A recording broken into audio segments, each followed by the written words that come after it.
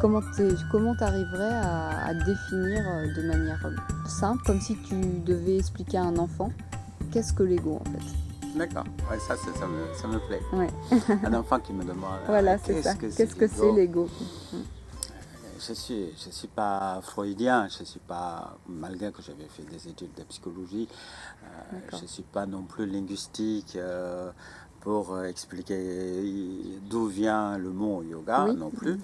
Mais c'est intéressant de voir les traductions de Asmita ou Ahamkara, ces deux mots qui viennent du yoga et Sankhya, qui sont traduits en français ego. Et chez Freud, ego, il y a le moi, le surmoi et le ça. Donc c'est en trois étages qu'on analyse. Après, quand on arrive dans l'analyse transactionnelle, on va découper encore le moi adapté, le moi rebelle, l'enfant rebelle, l'enfant libre, etc. Donc il y a énormément de façons d'analyser les différents états de moi. Bon, ça c'est une chose. Je suis de yoga, donc je vais parler de yoga. Tout à fait. On va imaginer qu'il y a un théâtre. Quelqu'un, monsieur tel, participe à un théâtre. Il va jouer le rôle de Charles Martel. D'accord. C'est très simple. Monsieur Pierre va jouer le Charles Martel. D'accord. D'accord, je dis comme ça, hein, d'accord. Dans la scène, donc il va faire la guerre, d'accord. D'accord. Il va faire la guerre, il s'habille, et pendant la guerre, comme la guerre dans la scène, et c'est tellement excitant qu'il s'est oublié que c'était Monsieur Pierre. Ah. Et il est possédé quelque part par le personnage qu'il joue. Et donc il continue vraiment. Pour lui, ce n'est plus la scène. Il a oublié que c'était la scène. C'était comme si c'était sa vie. Ouais, c'était sa vie. Il était le victorieux. Il a gagné la bataille et tout. Et c'était tellement jouissant. Qu'il a oublié en fait qu'il était Pierre. Il était Pierre. Donc la scène termine, les spectateurs sont pas sortis, mais lui il veut pas quitter, il veut continuer la bataille. Et après, le souci c'est qu'il faut l'amener à l'hôpital pour aider à cheminer. Pour qu'il retrouve Pierre.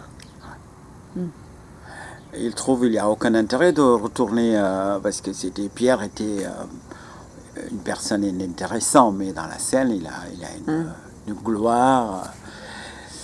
Une reconnaissance. Une reconnaissance, tout ça, c'est compliqué pour maintenant rentrer chez soi. Et là, il est mari de quelqu'un qui s'occupe des enfants. Et là, il se dit, c'est compliqué parce que pour lui, ces deux mondes, il n'arrive pas à réconcilier le vrai et l'imaginaire. Ouais. Donc, ego, c'est l'identité et comprend par l'association avec son corps, au prix de l'oubli de notre véritable identité. Véritable identité, nous sommes éternels, sans commencement, sans fin. Vérité, c'est notre nature et la félicité. Par contre, on s'identifie au corps, et là, en ce moment-là, tu as une naissance, tu as une histoire, tu es mortel, tu vas disparaître. Et ces deux natures sont opposées, entièrement. Et réconciliation et vivre les deux identités, apparemment difficile pour beaucoup. Donc, premièrement parce qu'on ne connaît pas notre véritable nature, donc on oublie. Et comme on s'est éloigné de notre véritable nature, on est devenu chair à os, quoi. Donc c'est vraiment, c'est une réduction de quelque chose de spirituel en matière. Et là, notre âme souffre. Donc on essaie de soulager cette souffrance spirituelle à travers beaucoup des astuces matérielles. Et on trouve toujours la déception parce que ça ne convient pas. Peut-être on croit que par cette personne, à travers cette personne, l'amour que je vis à travers lui, que je vais réparer le creux. On va très vite comprendre que non, ça ne suffit pas. Ou un objet, ou une idéologie. Et chaque fois, au fond de nous, notre cœur va nous dire non, ça ne va pas. Et donc, nous vivons de frustration en frustration. Jusqu'à qu'on devient vraiment malade, psychiquement et physiquement. Par la frustration. C'est l'ego donc qui entraînerait toutes ces frustrations finalement. Sans ego, on ne peut pas fonctionner non plus. Donc c'est le pivot. Tu enlèves les pivots d'un ciseau et ça devient 2 couteaux. Tu ne peux pas utiliser. Donc on a besoin d'identité. Moi, je suis vraiment là. Mais on a besoin de voir la partie cachée de l'iceberg. Ma véritable identité, il faut pouvoir l'intégrer dans notre quotidien.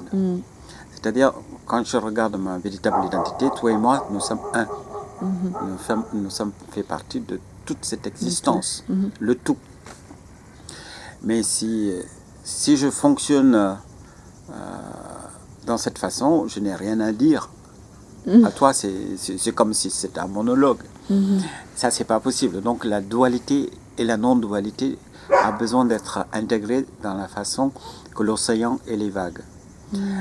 Les deux, le fond et la forme. Oui, le fond et la forme, oui. S'emboîtent. Donc, tout en parlant en toi, je sais qu'il y a une apparente dualité. Ça donne la possibilité d'exprimer l'amour.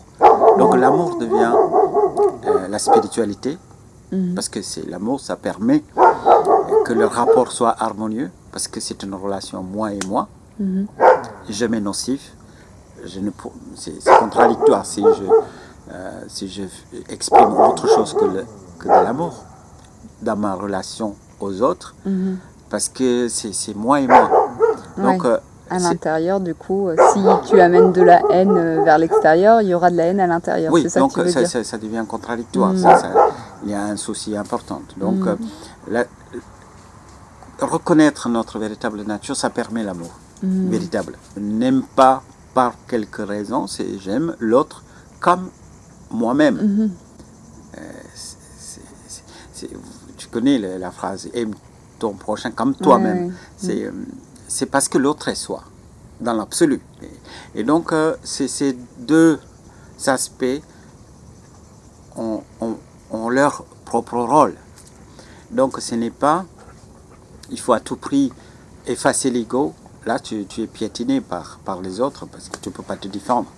C'est certains soucis par certaines religions, c'est soit on essaie d'effacer l'ego, et après, on devient des exilés. Parce qu'on ne peut pas défendre notre territoire. Si on fait le contraire, gonfler son ego en disant que moi j'ai notre chemin, c'est le meilleur, nous on est le grand, le plus fort, le plus choisi, le plus... Ça devient un ego gonflé.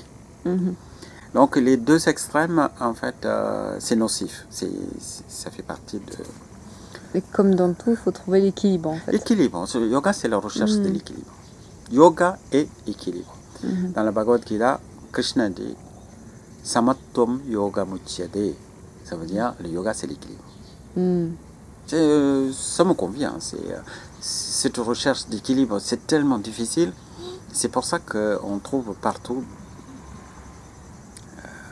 les signes de déséquilibre. Partout. Ouais. En fait, on est sans cesse en train de se remettre sur son fil, en fait, comme un funambule. Et à chaque fois, on est tiré d'un côté ou de l'autre. Et notre but, c'est de rester en équilibre sur ce fil qui est notre chemin de vie, en fait. Ou le chemin de vie, plutôt que notre chemin de vie. Il y a beaucoup d'avantages de trouver l'équilibre, parce que celui qui n'est pas dans l'équilibre, ils sont dans l'action sans cesse. De rattraper. Donc oui, c'est ça. C'est boiteux, quoi. Donc il ne peut pas faire son chemin. Ils vont gaspiller leur énergie. Mm-hmm. Le temps de trouver l'équilibre, c'est fini. La vie est terminée. Il n'a pas fait le chemin. C'est ça que l'humanité fait depuis toujours. Ça fait longtemps. On a eu beaucoup d'enseignements et la bataille continue, partout la guerre, partout le conflit, partout l'ignorance, partout. On est toujours dans le même point.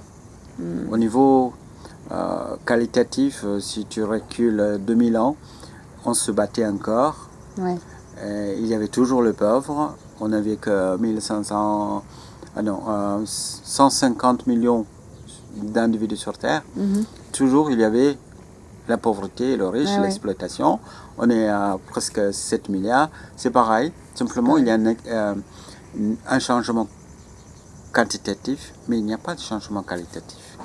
Et ça, c'est parce que justement, on n'a pas cherché à l'équilibre. D'accord. Comment on fait alors? On fait le yoga. On fait du yoga. On applique le yoga. Donc, ego apparaît aussitôt l'oubli de notre véritable identité.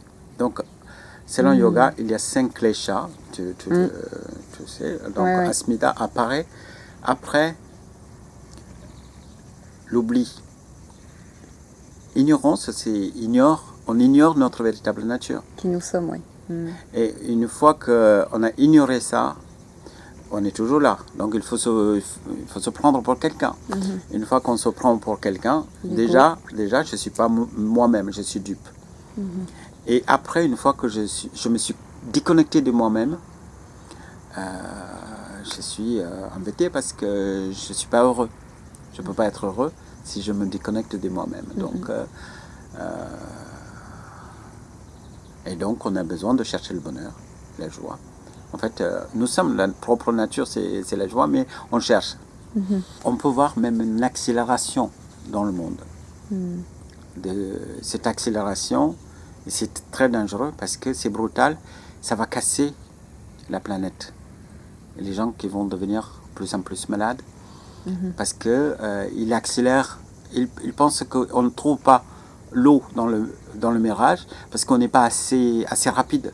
On ne court pas assez. Donc, on va inventer des machines pour aller plus vite. Et dans cet effort, on détruit la Terre. Et sûrement, notre paix, la santé, les relations, tout le monde va se fâcher contre tout le monde. Parce qu'on ne trouve pas. Donc, on est frustré. On ne trouve pas ce qu'on cherche. Déjà, il n'y a pas de nécessité de courir parce que c'est dedans. C'était toujours le message. Le royaume des cieux est proche. Donc, tu n'as pas besoin d'une voiture qui va plus vite. Eh oui.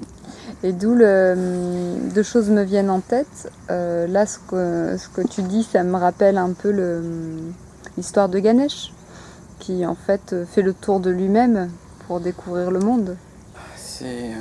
C'est une histoire qu'on raconte en Inde pour expliquer certains principes philosophiques. Donc on aime bien l'histoire. Donc Ganesha et Subramania, ce sont deux frères nés de relations amoureuses de Shiva et Parvati. Donc au lieu de dire ces deux principes Prakriti Purusha, on va raconter dans cette façon. Les Indiens sont comme ça, on aime bien raconter des histoires et écouter des histoires. Et après, cheminer vers le principe qui sont dedans. Donc, c'est une pédagogie, divertissement et apprentissage. Donc on n'aime pas trop bien les études philosophiques, tirer les cheveux en quatre. Ça, c'est... il n'y a pas de plaisir. On aime bien toujours le plaisir et également l'essentiel. Donc, Alors ce qui s'est passé, c'est une histoire d'une mangue, un fruit que Shiva voulait donner à ses deux fils. Donc il dit, celui qui fait le tour du monde, c'est en premier, va avoir le fruit. Donc Kartigeya ou Subramania, il a son véhicule, c'est le pont. Il monte sur le pont, il fait le tour du monde, il part. Tout en sachant que son frère, il est gros. En plus, son véhicule, c'est un petit souris. Une petite souris, oui. Et bien sûr, il va gagner, parce qu'il a des outils beaucoup plus puissants. Donc, il est parti. Et Ganesha, il fait le tour de ses parents. De ses parents. Et il gagne le fruit. Et ça veut dire, ça suffit de connaître qui on est pour connaître l'univers tout entier. Ouais, donc ça rejoint beaucoup finalement l'ego, parce qu'à partir du moment où on se connaît soi-même, tu connais tout le monde. Du coup, il n'y a pas besoin de faire jaillir cet ego de manière oui, c'est déséquilibrée. Oui, tout à fait. Connaissance de soi, c'est la connaissance de connaissance. On appelle Brahma Vidya. Brahma Vidya, c'est un sujet qui est évolué une fois qu'on avait compris que notre recherche de scientifique du monde extérieur peut continuer à l'éternité, parce que le monde devient de plus en plus mystérieux. Tu peux trouver les molécules, après tu vas comprendre que c'est l'atome, après l'atome tu vas comprendre que c'est des particules subatomiques, après tu vas comprendre que c'est des quarks, et après quarks tu vas rencontrer d'autres principes encore et encore. Et ça nous éloigne. Mais par contre, si je dis je suis une partie composante, je suis une particule d'univers, et donc au lieu d'analyser les molécules, je vais m'analyser moi-même. C'est très simple. Donc les outils sont développés par le yoga de retracter nos sens sur nous-mêmes, sur nous-mêmes et explorer. Et là, on comprend comment l'univers est créé. Le yoga, c'est le chemin vers soi. C'est une méthode de se ressaisir. D'accord, c'est une méthode pour se ressaisir. Parce qu'on est hors de soi. Du coup, là, ça rejoint l'effet thérapeutique. Tout à fait. Parce qu'en fait, justement, vu que la plupart des personnes, on est déjà au stade où on a déjà un ego, etc.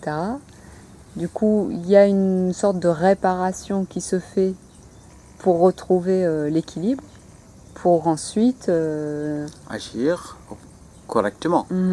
Ce qu'on a besoin, c'est l'action juste. Quelqu'un qui est dans le déséquilibre cherche à aider le monde, il va ajouter un déséquilibre. Ouais. Si on n'est pas équilibré, il ne cherche pas à aider les autres. Donc la priorité, c'est forcément retrouver son équilibre.